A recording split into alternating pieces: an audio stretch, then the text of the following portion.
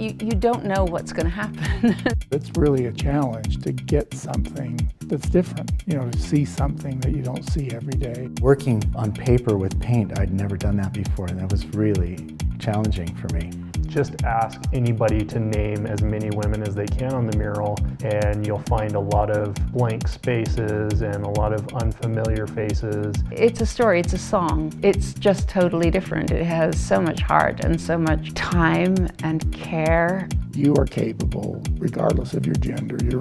You're able to do whatever you want. That's to me what that mural says. There's a huge need there for people to really get to an awareness of who the women have been who have shaped history. I feel that the whole purpose of this exhibit and this mural is to bring them that well-deserved recognition.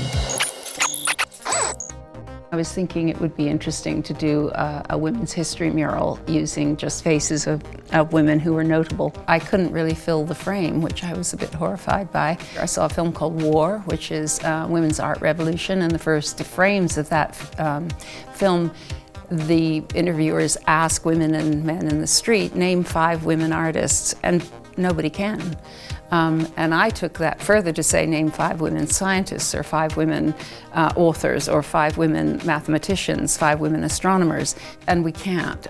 So the concept grew from thinking I would like to do a mural about women's history to being, it really should encompass all of these areas and use the concept of catalysts for change, women who had to perhaps fight harder than we do today. I made a kind of provisional list from which to do some photographs that we could cut as stencils. As it grew, the project, we asked people from different agencies, the mayor's office, the U of U, the YWCA, if they would be interested in participating in workshops to cut a stencil. I gathered names from different people and then went through a process of trying to find interesting photographs of them or data about them. Bit by bit, it came together with a really an organic process, I would say, of choices.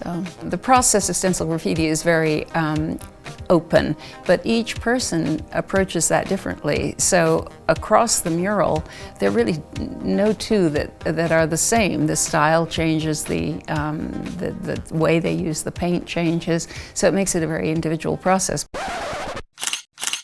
My part of the mural, or of the project, was to actually photograph a portrait of each of the people who cut a stencil and who participated in the making of the mural. I wanted to use window light. I didn't want to use the studio light, so I ended up using a Canon 1DX. The first question I asked was, whose stencil did you do? In some cases, people had a real affinity. There were some people that were connected ethnically.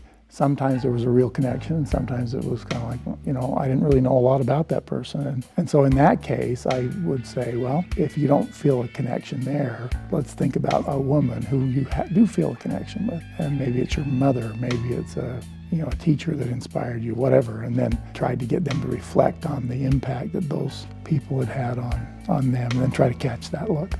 A lot of the pictures have this kind of faraway look, because I think people were really thinking about what those people had done, what pioneering work they had done, and how it had affected their lives. If we'd done a similar piece on men, I think a lot of us would have already known who these people were on the mural. And the fact that we don't know them is just telling you that there's a huge need there for people to really get to an awareness of who the women have been who have shaped history. The fight that is going on in terms of equality and so on is still going on, and we as a society can do things to help make that easier. The mural will grow. Each time it goes to a new venue, we're going to add 2 panels, and the panels will just go on. Each venue will add another panel or 2. I want it to be 100 feet long because there's certainly enough women to fill it. So effectively, it's never really finished? No, it's work in progress.